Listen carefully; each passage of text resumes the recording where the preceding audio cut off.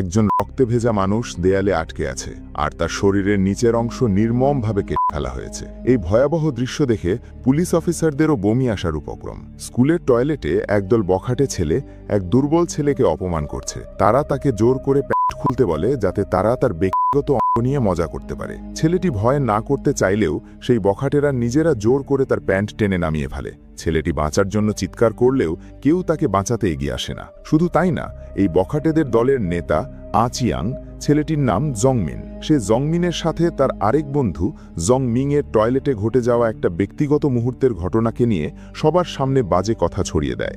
দুর্বল জংমিন এই অপমানের মুখেও উল্টো সেই বখাটেদের তোষামত করতে থাকে। স্কুলে জংমিনকে সবাই কাপুরুষ বলে খেপায়, আর বাসায় ফিরলে তাকে সহ্য করতে হয় বাবার হাতের মার। তার মা নিজেও তার বাবার ভয়ে কিছু বলতে পারেন না, সব সময় চুপচাপ সব সহ্য করে নেন। তবে জংমিনের জীবনে একটু শান্তির আলো ছিল তার বন্ধু জংসুক। সান্দানি জংসুক কখনোই জংমিনের ব্যাকগ্রাউন্ড নিয়ে ভাবত না। তারা ছোটবেলা থেকেই একসাথে বড় হয়েছে।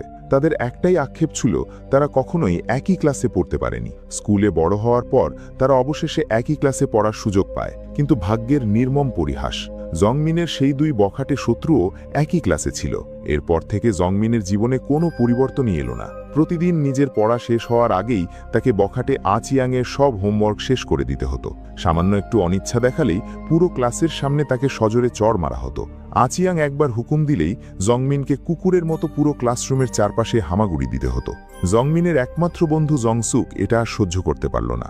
বুদ্ধিমান জংসুক জানত সরাসরি লড়াই করে লাভ নেই, তাই সে একদিন খুব ভোরে স্কুলে গিয়ে প্রিন্সিপালের মেল বক্সে একটি বেনামি অভিযোগপত্র রেখে আসে। কিন্তু সে একটা ভুল করে ফেলে। সেই চিঠিতে সে অন্য আরেক বখাটে জংমিংয়ের নামও উল্লেখ করে। এই জংমিং আসলে পড়াশোনায় খুব ভালো, তার বাবা আবার বড় হাসপাতালের ডিরেক্টর। স্কুল থেকে অনেক ডোনেশনও পায় সে, তাই সব শিক্ষকের খুব প্রিয় এই জংমিং। প্রিন্সিপাল ক্লাসে এসে জংমিংকে বাইরে পাঠিয়ে দেয়। এরপর বাকিদের চোখ বন্ধ করতে বলে জানতে চায় কে কে জংমিংয়ের দ্বারা নির্যাতিত হয়েছে। সবাই চুপ থাকলেও শুধু জংসুক বোকার মতো হাত তোলে। জংসুক অবাক হয়ে দেখে তার বন্ধু জংমিন কোনো নড়াচড়াও করছে না। সে নিজেকে পুরোপুরি প্রতারিত মনে করে। নিজের বন্ধুর জন্য সে এত বড় সাহস দেখালো, অথচ জংমিন কোনো প্রতিবাদই করল না। প্রিন্সিপালের রাগী চোখ দেখে জংসুক বুঝতে পারল শিক্ষকদের কাছে জংমিং কতটা সুরক্ষিত। প্রিন্সিপাল জংমিংকে বাইরে পাঠিয়ে দিলে সে আসলে ক্লাসের জানালার বাইরে দাঁড়িয়ে সব দেখছিল। সেই দিনের পর থেকে জংসুকও তাদের টার্গেট হয়ে গেল। জংমিন পরে জংসুকের কাছে ক্ষমা চায়, কারণ সে এতটাই ভয় পেয়েছিল যে নিজের জন্য ছোট একটা প্রতিবাদ করার সাহসও তার ছিল না। জংসুকের মন খুব নরম, তাই সে বন্ধুর করুণ অবস্থা দেখে আবার তার সাথে ভাব করে নেয়। এর পরের দিন খেলার পিরিয়ডের পর জংসুক এবং জংমিন অসতর্ক অবস্থায় থাকলে বখাটেরা তাদের দুজনের হাত পা চেয়ারের সাথে বেঁধে ফেলে। জংমিং তখন অসহায় জংসুককে লাথি মারতে থাকে, কিন্তু জংসুক সহজে দমার পাত্র ছিল না। সে এক ঝটকায় প্যান্ট ছিঁড়ে নিজেকে মুক্ত করে এবং জংমিংকে ধাক্কা দিয়ে ফেলে দেয়। জংসুকের বুকের থেকে রক্ত গড়িয়ে পড়ছে, কিন্তু সে দাঁতে দাঁত চেপে লড়ে যাচ্ছে। ঠিক এই সময় সেই রক্তে ভেজা মৃতদেহ আর দেয়ালে আটকে থাকা মানুষটির দৃশ্য আবার সামনে আসে। পুলিশ অফিসাররা হতভম্ব হয়ে দেখে লোকটির শরীরের বিশেষ অংশটি নিপুণভাবে কেটে নেওয়া হয়েছে। ফরেন্সিক রিপোর্ট অনুযায়ী লোকটিকে জীবিত থাকতেই এমন কষ্ট দেওয়া হয়েছিল। প্রতিটি কাটা এমনভাবে দেওয়া হয়েছে যাতে সে সাথে সাথে মারা না যায়, বরং ধীরে ধীরে রক্তক্ষরণে মারা যায়। এত ঘৃণা কার মনে থাকতে পারে? শুধু তাই নয়, যেখানে মৃতদেহ পাওয়া গেছে সেই দেয়ালে খুনি নিজের রক্ত দিয়ে লিখেছে ডিটেকটিভ জংসুক, অর্থাৎ খুনি সরাসরি পুলিশ অফিসার জংসুককে উদ্দেশ্য করে এই বার্তা পাঠিয়েছে। এর 3 দিন আগেও একই রকম একটি ঘটনা ঘটেছিল, যেখানে একটি মেয়ে আত্মহত্যার দৃশ্য ছিল, আর সেখানেও একই হাতের লেখার রক্তমাখা চিঠি পাওয়া গেছে। খুনি যেন মরিয়া হয়ে জংসুককে তার পরিচয় জানাতে চাইছে। আশ্চর্যজনক বিষয় হল সেই আত্মহত্যা করা মেয়েটিই ছিল খুনের দায়ে অভিযুক্ত ব্যক্তির স্ত্রী। জংসুকের কাছে খুনি অপরিচিত কেউ নয়, সে তার ছোটবেলার সেই বন্ধু জংমিন। কিন্তু এখন পুরনো কথা ভাবার সময় নেই। জংসুকও তার টিম ইনভেস্টিগেশনে নেমে পড়ে। আপাত দৃষ্টিতে মনে হচ্ছে মেয়েটি আত্মহত্যা করেছে, কিন্তু মৃতদেহের বুকে রক্তের দাগ আর তার শরীরের পজিশন বলছে অন্য কথা। মেয়েটির হাড় ভেঙে গিয়েছিল। জংসুকের ধারণা স্বামী তাকে প্রচণ্ড মারধর করেছিল। বাথরুমে বমি করা অবস্থায় যা পাওয়া গেছে তাতে বোঝা যায় প্রথমে স্ত্রীকে মেরে ফেলার পর স্বামী নিজেরও মরে যাওয়ার সিদ্ধান্ত নিয়েছিল, কিন্তু শেষ মুহূর্তে সে ভয় পেয়ে পালিয়ে যায়। লজিক্যালি সবকিছু জংমিনের দিকেই আঙুল তুলছে, কিন্তু জংসুক বিশ্বাস করতে পারছে না যে তার বন্ধু জংমিন খুনি হতে পারে। সে জংমিনকে সবসময় নরম স্বভাবের বলেই জানে। ঘটনার সত্যতা নিশ্চিত করতে জংসুক ও তার সহকর্মী জেনিয়া জংমিনের খোঁজ খবর নেওয়া শুরু করে। তারা জানতে পারে জংমিনের মানসিক সমস্যা ছিল, কিন্তু ডাক্তার জানায় সে এখন অনেক সুস্থ। ডাক্তার বিশ্বাসই করতে পারছে না যে জংমিন তার স্ত্রীকে হত্যা করেছে। তদন্তে নতুন মোড় আসে যখন জংসুক জানতে পারে অনেক ঘুমের ওষুধ মেয়েটি নিজেই কিনেছিল। সিসিটিভি ফুটেজে দেখা যায় মেয়েটি সুপারমার্কেটে কয়লা কেনার জন্য ঘুরে বেড়াচ্ছিল। ফরেন্সিক রিপোর্টে জানা যায় মেয়েটির শরীরে বাইরে থেকে চাপ দেওয়া হয়েছিল। সব প্রমাণ একত্রিত করলে বোঝা যায় মেয়েটি ও জংমিন একসাথে আত্মহত্যার পরিকল্পনা করেছিল। মেয়েটি শেষ মুহূর্তে জংমিনের বুকে মাথা রেখেছিল, যে কারণে রক্ত জমে কালো দাগ পড়েছিল। কিন্তু জংমিনের শরীরে ঘুমের ওষুধের কোনো প্রভাব পড়েনি। সে মাঝপথে জেগে উঠে দেখে স্ত্রী মারা গেছে। সে তাকে বাঁচানোর জন্য বুকের ওপর চাপ দিয়ে হার্ট ম্যাসাজ করতে গিয়ে হাড় ভেঙে ফেলে। আত্মহত্যার আসল কারণ তো পরিষ্কার, কিন্তু এই খুনি কেন জংসুককে টার্গেট করছে? 2 বছর আগে জংমিন আবার সেই বখাটে আচিয়াংয়ের সাথে দেখা করে। বড় হওয়ার পর আচিয়াং এখন বড় এক ট্রান্সপোর্ট কোম্পানির মালিক। সে নিজের নাম বদলে ফেলায় জংমিনকে চিনতে পারেনি। জংমিন খুব কৌশলে বেকার আচিয়াংকে নিজের কোম্পানিতে চাকরি দেয়। আচিয়াং ভাবল তার ভাগ্য খুলে গেছে, সে তার এই দয়ালু বসকে ধন্যবাদ জানাতে ভোলেনি। কিন্তু আচিয়াং জানত না এই বস 20 বছর ধরে তার মৃত্যুর ছক কষে রেখেছে। একদিন জংমিন পরিদর্শনের নামে আচিয়াংয়ের শাখায় যায়। সে দেখে আচিয়াং এখনও বদলায়নি, সে এখনও তার কর্মীদের সাথে সেই একই খারাপ আচরণ করে যাচ্ছে। জংমিনকে দেখে আচিয়াং খুব তোষামত করে তাকে বাসায় দাওয়াত দেয়। আচিয়াংয়ের স্ত্রী সন্তান বাড়িতে নেই জেনে সে রাজি হয়ে যায়। আচিয়াংকে বড়লোক বানানোর পেছনে যে জংমিনের হাত ছিল সেটা ভেবে জংমিনের ঘৃণা আরও বেড়ে যায়। আজই এই নরপিশাচকে খতম করতে হবে। সুযোগ বুঝে জংমিন আচিয়াংয়ের বিয়ারে ঘুমের ওষুধ মিশিয়ে দেয়। কিছুই না বুঝে আচিয়াং বিয়ার পান করে, আর কিছুক্ষণ পরেই তার মাথা ঝিমঝিম করতে থাকে। সে বুঝতে পারে না কি ঘটছে। তখন জংমিন তাকে তার আসল পরিচয় বলে দেয়। আচিয়াং চমকে যায়। সে কিছুতেই এই সফল মানুষটির সাথে সেই পুরনো জংমিনের মিল খুঁজে পায় না। আচিয়াং বড়সড় মানুষ, তাই জংমিনের ডোজ একটু কম পড়েছিল। সে হঠাৎ আক্রমণ করে বসে, কিন্তু ওষুধের প্রভাবে বেশি সময় টিকতে পারেনি। জংমিন তাকে অজ্ঞান করে ঝুলিয়ে দেয়, আর তার প্যান্টও কোথায় হারিয়ে যায়। জংমিন তাকে বাঁচার সুযোগ দেওয়ার ভান করে বলে 20 বছর আগে জংমিন যেমন কুকুরের মতো হামাগুড়ি দিয়েছিল, তেমনি আচিয়াংকেও হামাগুড়ি দিয়ে আসতে হবে। বাঁচার আশায় আচিয়াং সামনের দিকে এগোনোর চেষ্টা করতেই তার চামড়া ছিঁড়ে যায়। জংমিন দেয়ালে শক্তিশালী আঠা লাগিয়ে রেখেছিল, যাতে আচিয়াং কোনোভাবেই ছাড়াতে না পারে। এটা ছিল সেই প্রতিশোধ যা আচিয়াং ছোটবেলায় জংমিন ও জংসুকের সাথে করেছিল। এরপর শুরু হয় তার দীর্ঘ প্রতিশোধের পালা। সে আগে থেকেই মানুষের শরীরের অ্যানাটমি নিয়ে পড়াশোনা করেছিল, যাতে সে জানে কোথায় আঘাত করলে মানুষ সঙ্গে সঙ্গে মারা যাবে না। আচিয়াং ভয়ে যখন কাঁপছিল, তখন জংমিন নির্মমভাবে তার পুরুষাঙ্গ কেটে ফেলে। অবশেষে মৃত্যু নিশ্চিত করে জংমিন সেই রক্ত দিয়ে জংসুকের জন্য চিঠি লিখে রাখে। 1 নম্বর টার্গেট শেষ, এবার পালা বাকিদের।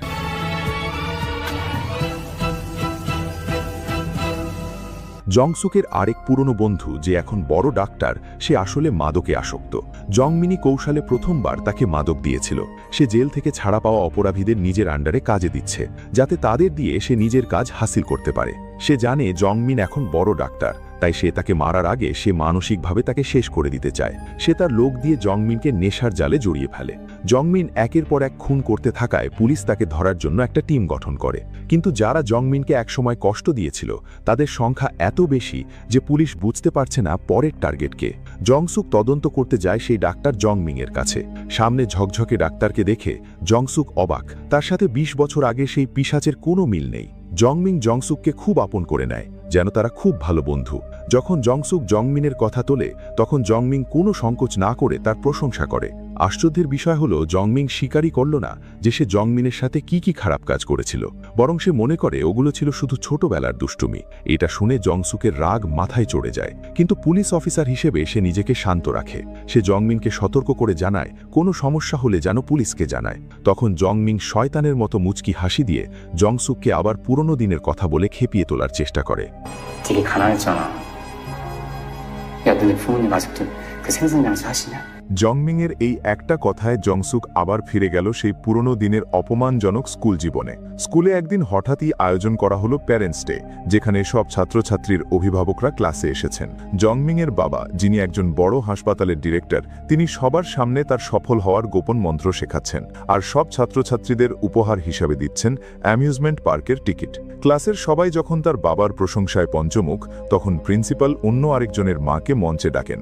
জংসুক অবাক হয়ে দেখে তার মা মঞ্চে আসছেন। তার মা একজন সহজ সরল গ্রাম্য মহিলা। তিনি বুঝতেই পারছেন না যে তার ছেলেকে স্কুলে কি পরিমাণ নির্যাতন সহ্য করতে হচ্ছে, কিন্তু জংসুক সব জানে। সে জানে জংমিং আসলে তার বুকের মাংসপেশির চোটের প্রতিশোধ নিতেই এই ক্লাসের বিভাজন টেনে তাকে অপমান করতে চাইছে। বর্তমানে ফিরে এসে দেখা যায় জংবিং জংসুকের এই সতর্কবার্তাকে পাত্তাই দিচ্ছে না। সে তার গাড়ির কাছে ফিরে গিয়ে দেখে টায়ার লিক হয়ে আছে, তাই বাধ্য হয়ে সে রাস্তা থেকে একটা ট্যাক্সি নিল। জংমিং ভাবল তার ভাগ্য খুব ভালো, কিন্তু সে জানত না যে সে একটা মৃত্যুর ফাঁদে পা দিয়েছে। গভীর রাতে এক ট্যাক্সি ড্রাইভার ইচ্ছে করে রাস্তায় ঝামেলা করছে। গাড়ির ভেতর থাকা বয়স্ক প্রিন্সিপাল রাগে ফুঁসছেন। ড্রাইভারের এই ছেলেমানুষই দেখে তিনি নিজেই গাড়ি থেকে নেমে এলেন সেই অসভ্য ছেলেকে শিক্ষা দিতে।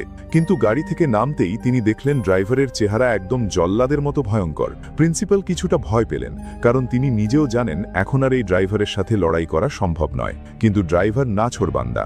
সে পকেট থেকে ছুরি বের করে প্রিন্সিপালের দিকে এগিয়ে আসতে লাগলো। প্রিন্সিপাল কোনো উপায় না দেখে দ্রুত গাড়িতে ফিরে কোনো রকমে পালিয়ে বাঁচলেন। 70-এর কোঠায় এসে জীবন নিয়ে এমন টানাটানি হবে তিনি স্বপ্নেও ভাবেননি। আগের রাতে এমন হয়রানির পর সকালে উঠে দেখলেন তার নতুন গাড়িটি ওকেও নষ্ট করে দিয়ে গেছে। প্রিন্সিপাল শুধু কালো পোশাকের একজন মানুষের পিছু পিছু ছুটতে পারলেন। গাড়ির ওপরে মৃত্যুর হুমকি দেখে প্রিন্সিপালের বুক কেঁপে উঠল। সেই লোকটার চেহারা অনেকটা আগের রাতের সেই ট্যাক্সি ড্রাইভারের মতোই। প্রিন্সিপালের মনে হলো কেউ তার পুরনো শত্রু তাকে মারার জন্য ফিরে এসেছে, কিন্তু এত পাপ করেছেন যে তিনি নিজেই বুঝতে পারছেন না ঠিক কে তার পেছনে লেগে আছে। ভয়ে প্রিন্সিপাল পুলিশে খবর দিয়ে নিজের অফিসের ভেতর কুঁকড়ে বসে রইলেন। পুলিশ যখন খবর পেল যে জংমিনের দেখা পাওয়ার সম্ভাবনা আছে, তারা বুঝতে পারল পরবর্তী টার্গেট হয়তো এই প্রিন্সিপালই। জিনিয়া ভয় পাচ্ছিল যে পুলিশের আগেই হয়তো জংমিন আরেকটি বড় খুনের ঘটনা ঘটিয়ে ফেলবে, তাই সে দ্রুত স্কুলে গিয়ে পজিশন নিল। কিন্তু জংমিন ঠিক উল্টো দিকে হাজির হলো। জিনিয়া তাকে দেখে বন্দুক তাক করে হুঁশিয়ারি দিল, কিন্তু জংমিন খুব শান্তভাবে আত্মসমর্পণ করল। জিনিয়া যখন তাকে ধরার জন্য এগোচ্ছিল, ঠিক তখনই জংমিন গাড়ি ঘুরিয়ে হাওয়া হয়ে গেল। শুরু হলো পুলিশ আর জংমিনের ধাওয়া পাল্টা ধাওয়া। অনেক পুলিশ মিলে তাকে ঘিরে ফেললে অবশেষে সে গাড়ি থেকে নামল, কিন্তু টুপি সরাতেই জিনিয়া অবাক। এ তো জংমিন নয়, এ তো জংমিনের অফিসেরই এক কর্মচারী। জিনিয়া বুঝতে পারল এটা একটা চাল ছিল। জংমিনের আসল টার্গেট প্রিন্সিপাল নন, অন্য কেউ। ঠিক তখনই জংসুকের ফোনে একটা ভিডিও মেসেজ এলো। ভিডিওতে দেখা যাচ্ছে সেই বখাটে জংমিং যন্ত্রণায় কাতরাচ্ছে। তারা বুঝতে পারল আসল শিকার হলো সেই পুরনো দিনের কুখ্যাত বখাটে জংমিং। আগেরবারের ব্যর্থতা থেকে শিক্ষা নিয়ে জংমিং এবার দলবল নিয়ে জংমিনকে কোণঠাসা করার পরিকল্পনা করে। তারা জংমিনকে বাধ্য করে এক মরণ খেলা খেলতে, যেখানে 10 সেকেন্ডের বেশি শ্বাস নেওয়া অসম্ভব হয়ে পড়ে। জংসুকের জীবন যখন সেই বখাটেদের হাতে শেষ হতে বসেছিল, ঠিক তখনই ক্লাসের কোনায় বসে থাকা এক রহস্যময় ছেলে হঠাৎ বিদ্যুৎ গতিতে ঝাঁপিয়ে পড়ে।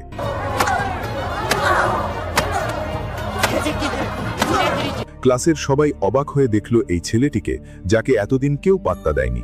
ছেলেটির নাম ছিল ছল। জংমিংয়ের হাতে টানা 66 বার অপমানিত হওয়ার পর সে ঠিক করল এবার আর চুপ থাকা যাবে না। জংমিং আর জংসুক অবাক হয়ে তাকিয়ে রইল। তাদের পাশে এসে দাঁড়িয়েছে এক সত্যিকারের হিরো। এরপর থেকে তারা তিনজনই ইনসেপারেবল হয়ে গেল। একদিন ছল তাদের দুজনকে তার গোপন আস্তানায় নিয়ে গিয়ে নিজের জগৎ দেখালো। ছল দুর্বলদের ঘৃণা করত না, কিন্তু সে এটা কোনোভাবেই মানত না যে তার বন্ধুরা বখাটেদের কাছে মাথা নত করবে। ছল তাদের শেখালো যদি পিশাচদের হারাতে হয় তবে নিজেকেও পিশাচ হতে হবে। 살려고 하니까 괴롭고 힘든 거야. 그래서 너희들이 그 개자식들한테 당하고 사는 거야.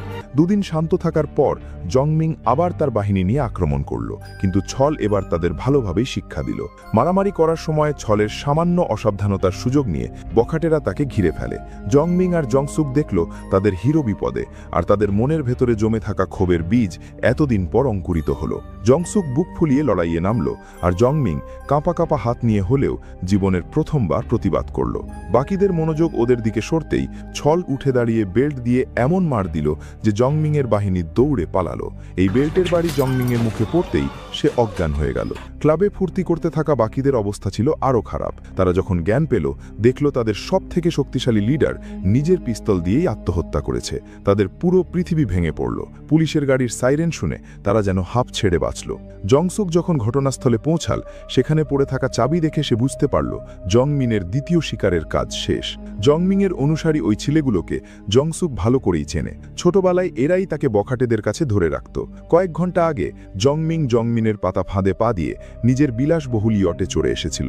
জংমিন তাকে দিয়ে জংসুকের কাছে ক্ষমা চাওয়ার ভিডিও পাঠালো, কিন্তু এখানেই শেষ নয়। জংমিন তার থেকেও ভয়ঙ্কর এক শাস্তির পরিকল্পনা করেছিল। এরপর সে বাকি 2 বখাটে বন্ধুকে ইয়টে বন্দী করল। তারা 3 জন এখন জংমিনের কবজায়। জংমিন তাদের সামনে রাখল 3টি জিনিস: পিস্তল, মোবাইল আর রুবিক্স কিউব। তারা যখনই পুলিশকে ফোন করার চেষ্টা করল, তখনই ফোন বেজে উঠল। জংমিনের বাবার ফোন। বাবা তাকে বকাবকি করে সম্পর্ক চুকিয়ে দেওয়ার কথা বলছেন।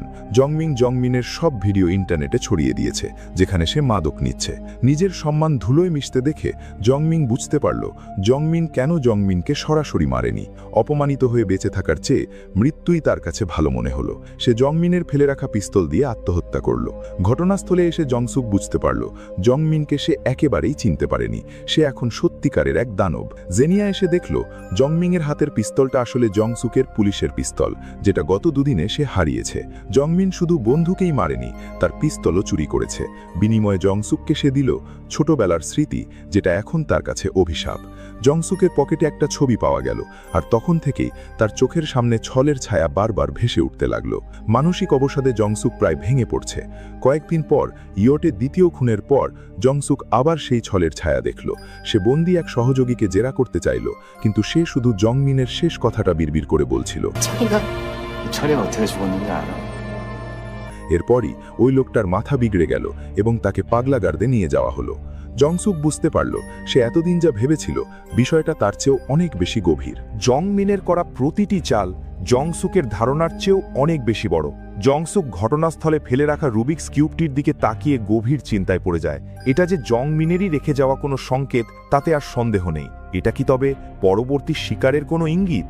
জংমিন যেন ভূতের মতো এই শহরের আনাচে কানাচে ঘুরে বেড়াচ্ছে, আর পুলিশ তাকে ধরার কোনো উপায়ই খুঁজে পাচ্ছে না। জংসুক ভালো করেই জানে জংমিন যেহেতু একটি ট্রান্সপোর্ট কোম্পানি চালায়, তাই শহরের প্রতিটি ট্যাক্সি এবং সিসিটিভির অন্ধ এলাকাগুলো তার হাতের মুঠোয়। শুধু তাই না, গত কয়েক বছর ধরে জংমিন অনেক বিশ্বস্ত লোক তৈরি করেছে, যারা পুলিশের চোখে বারবার ধুলো দিয়ে আসছে। ফলে জংমিনের কোনো চিহ্নই পাওয়া যাচ্ছে না। জংমিনকে যখন খুঁজে পাওয়া যাচ্ছে না, তখন তার কোম্পানির সেকেন্ড ইন কমান্ডের উপর নজর দেওয়াটাই বুদ্ধিমানের কাজ। পুলিশ তদন্ত করে জানতে পারে সে নিজেও একসময় পুলিশ ছিল, কিন্তু নিজের ভাগ্নি স্কুলের বখাটেদের নির্যাতনে ছাদ থেকে লাফ দেওয়ার পর সেই অপরাধীদের পরিবারের সাথে বিবাদে জড়িয়ে সে চাকরি হারায়। টাকা আর ক্ষমতার দাপটে সেই প্রভাবশালী পরিবার তাকে পুলিশের চাকরি থেকে বের করে দিয়েছিল।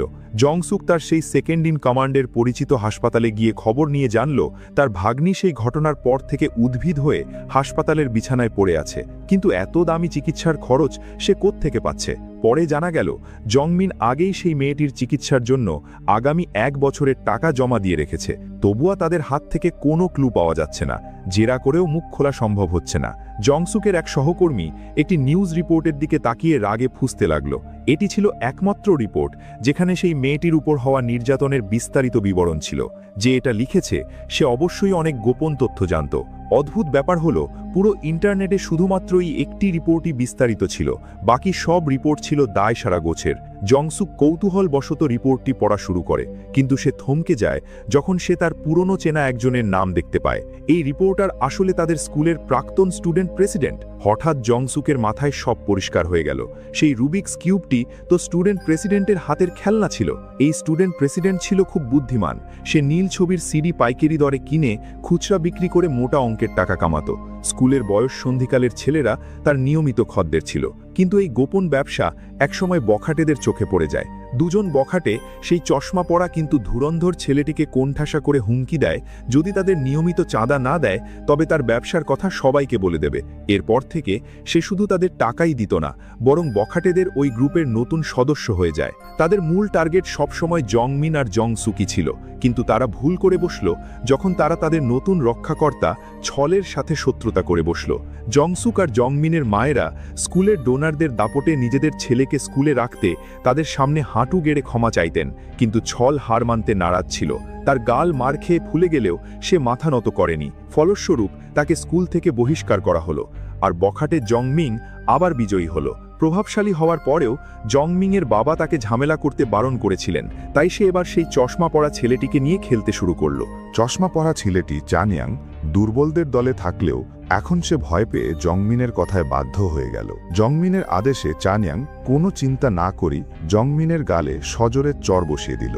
যারা একসময় বন্ধু ছিল তারা এখন মুখোমুখি। জংমিনের বিকৃত মানসিকতা দেখে চানিয়াংয়ের মনে হলো তার মনিবকে খুশি করতে হবে। সে নিজেই বৈদ্যুতিক শক দেওয়ার মতো যন্ত্র তৈরি করল, কারণ মারামারি করলে শরীরে দাগ পড়ে যায়, কিন্তু এতে কোনো প্রমাণ থাকে না। সে জংমিনের বখাটে বন্ধুদের সাথে মিলে একা পেয়ে জংমিনের ওপর অত্যাচার শুরু করল। ছোটবেলার জংসুক আর জংমিন মারামারি জানত না বলে প্রতিটি ক্লাসের বিরতিতে ছাদের ওপর গিয়ে লুকিয়ে থাকত। কিন্তু জংমিন শান্তি পাওয়ার ছেলে নয়। সে দেখল অসহায়দের নিজেদের মধ্যে লড়াই করতে দেখে এক অদ্ভুত আনন্দ পাওয়া যায়। সে তার নতুন গোলাম চানিয়াংকে নিয়ে ছাদে এসে হাজির হল। চানিয়াং তার বানানো সেই ইলেকট্রিক শক পেন দিয়ে জংমিনের ওপর অত্যাচার শুরু করল।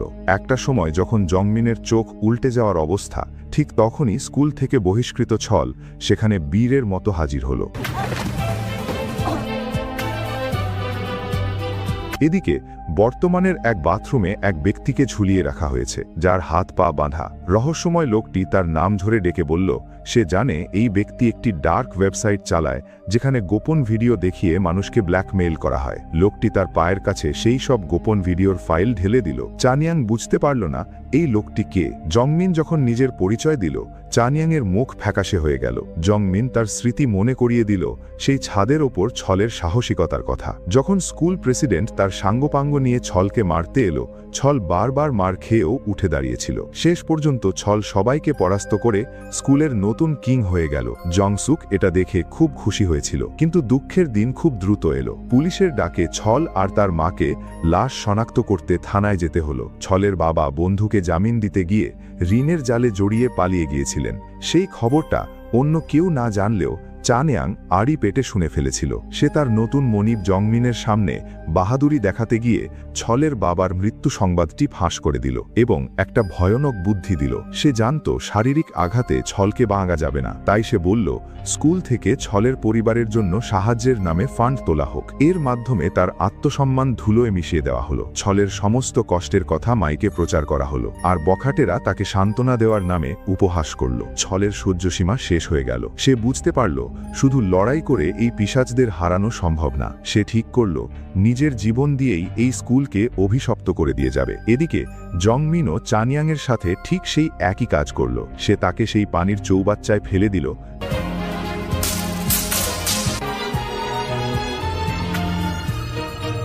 যেদিন সেই ছেলেটি সবার সামনে ছাদ থেকে লাফ দিল, সেদিনই সে এই পিশাচদের অভিশাপ দিয়ে গিয়েছিল। পুলিশ তার সুইসাইড নোট পেল, কিন্তু তার মা বিশ্বাস করতে পারল না যে তার ছেলে আত্মহত্যা করেছে। বাবা মারা গেলেন, সুইসাইড নোট, সব প্রমাণই আত্মহত্যা বলে চালিয়ে দিল পুলিশ। আর সেদিন সেই রক্তাক্ত দৃশ্যই ছিল জংসুক আর জংমিনের ২০ বছরের স্বপ্ন। শহরে তৃতীয় খুনটি ঘটে গেল, আর জংসুক বুঝতে পারল এই সব কিছুর পেছনে কে আছে। সে জংমিনের সেকেন্ড ইন কমান্ডের বিষয়ে সেই স্টুডেন্ট প্রেসিডেন্ট সাংবাদিকের সাহায্য নিল। জংসুক যখন তার অফিসে গেল, দেখল সেই দম্ভী স্টুডেন্ট প্রেসিডেন্ট জংসুকের সামনে হাঁটু গেড়ে বসে ক্ষমা চাইছে, কারণ সে আগে থেকেই জানত জংমিন কি করতে চলেছে। সে নিজেই একসময় অপরাধী ছিল, কিন্তু ছলের মৃত্যুর পর সে নিজেকে শুধরে নিয়ে সাংবাদিক হয়েছে। জংসুক এসব শুনে এক অজানা আশঙ্কায় অস্থির হয়ে উঠল।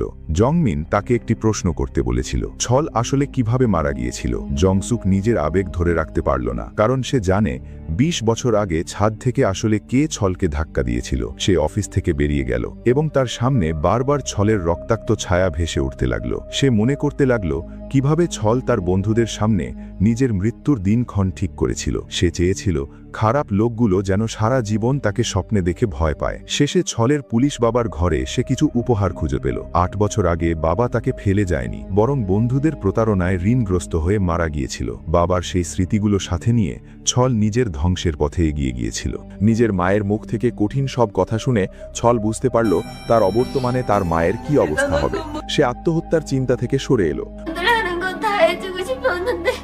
মাঝরাতে সে জংসুকের কাছে গিয়ে বলল সে যখন ছাদে উঠবে তখন যেন জংসুক জোরে চিৎকার করে সবাইকে জড়ো করে, কিন্তু জংসুক নিজেকে মানসিকভাবে ভেঙে পড়তে দেখল। তার কাছে ছল ছিল দেবতার মতো, যে অন্ধকার থেকে আলোর পথ দেখিয়েছিল। কিন্তু দেবতাকে কি আত্মহত্যা করতে দেওয়া যায়? জংসুক তাকে বারবার বাধা দিল, কিন্তু ছল তার সিদ্ধান্তে অটল ছিল। অবশেষে আসল ঘটনাটি ঘটল যখন জংসুক নিজেই ছলকে ছাদ থেকে ধাক্কা দিয়ে নিচে ফেলে দিল। জংমিন পাশ থেকে সবকিছু দেখে ফেলেছিল। সে ছিল ঘটনার একমাত্র সাক্ষী। এই ঘটনার পর জংমিন ভেঙে পড়ল। রাতের অন্ধকারে সে জংসুকের গোপন আস্তানায় গেল। বহু বছর পর জংমিন পুলিশের কনফারেন্সে গিয়ে নিজেই নিজের অপরাধ স্বীকার করল। সে তার অপরাধের কারণ হিসেবে বখাটেদের শাস্তির কথা বলল। জংসুক ভয় পাচ্ছিল যে জংমিন হয়তো বন্ধুদের সামনে সব সত্যিটা বলে দেবে। সে রাগে জংমিনের ওপর ঝাঁপিয়ে পড়ল এবং তাকে গ্রেফতার করল। সে বুঝতে পারল জংমিনের শেষ টার্গেট আসলে সে নিজেই। জংমিন সিনশিট স্থলে অর্থাৎ জিজ্ঞাসাবাদ কক্ষে ঢুকে শুধু জংসুকের সাথেই কথা বলতে চাইল। জংসুক অনিচ্ছা সত্ত্বেও সেখানে গেল। জংমিন তাকে একটি শেষ সুযোগ দিতে চাইল। যদি সে সত্যিটা স্বীকার করে নেয় তবে সে তাকে ক্ষমা করে দেবে। জংসুক তার জীবন বাঁচাতে মিথ্যার আশ্রয় নিল, কিন্তু তার সহকর্মী জেনিয়া ইতিমধ্যে ছলের মায়ের কাছ থেকে ঈষৎ থেকেই অর্থাৎ উইল উদ্ধার করে ফেলেছে এবং জংসুকের হস্তাক্ষরের সাথে মিলিয়ে ফেলেছে। জেনিয়া জানত জংসুকই আসল অপরাধী। জংসুক যখন বুঝতে পারল সব ফাঁস হয়ে যাচ্ছে, সে জংমিনকে হত্যার পরিকল্পনা করল। সে পুলিশকে মিথ্যে বলে জংমিনকে নিয়ে নির্জনে গাড়িতে রওনা হলো। পথে জংমিনকে বাঁচানোর জন্য জংমিনের সহযোগীরা গাড়ি হামলা চালালো। জংমিন গাড়ি নদীতে চালিয়ে দিল। জংমিনকে হাতকড়া পরানো অবস্থায় পানির নিচে আটকে রেখে সে নিজে উপরে উঠে এলো, কিন্তু জংমিনের সহযোগীরা তাকে বাঁচিয়ে তুলল। জংসুক বুঝতে পারল সে এখন ধরা পড়ে যাবে। সে রাস্তা থেকে একটি গাড়ি ছিনতাই করে জংমিনের পেছনে ছুটল। ইতিমধ্যে জংমিন সেই স্কুলের প্রধান শিক্ষককে অপহরণ করেছে। জংমিন সব বখাটেদের স্কুলে ডেকে আনল। সেখানে জংমিন প্রধান শিক্ষকের সাথে একটি খেলনা ফোন রাখল, যার মাধ্যমে পুরো স্কুলের সবাই শিক্ষকের আর্তনাদ শুনতে পাচ্ছিল। জংসুক সেখানে গিয়ে পৌঁছালো। জংমিন তাকে দেখে হেসে উঠল। জংমিন জংসুককে মাটিতে ফেলে দিল। জংসুক তাকে আবার আক্রমণ করতে চাইল। ঠিক সেই সময় জেনিয়া পুলিশ নিয়ে হাজির হলো। জংমিন জংসুককে নিজের সাথে হাতকড়া দিয়ে আটকে ফেলল এবং তাকেও একই মৃত্যুতে মরণাপন্ন অবস্থায় নিয়ে গেল। 20 বছর আগে যেখানে তাদের বন্ধুত্ব শুরু হয়েছিল, সেখানেই তাদের জীবন একই পরিণতিতে শেষ হলো।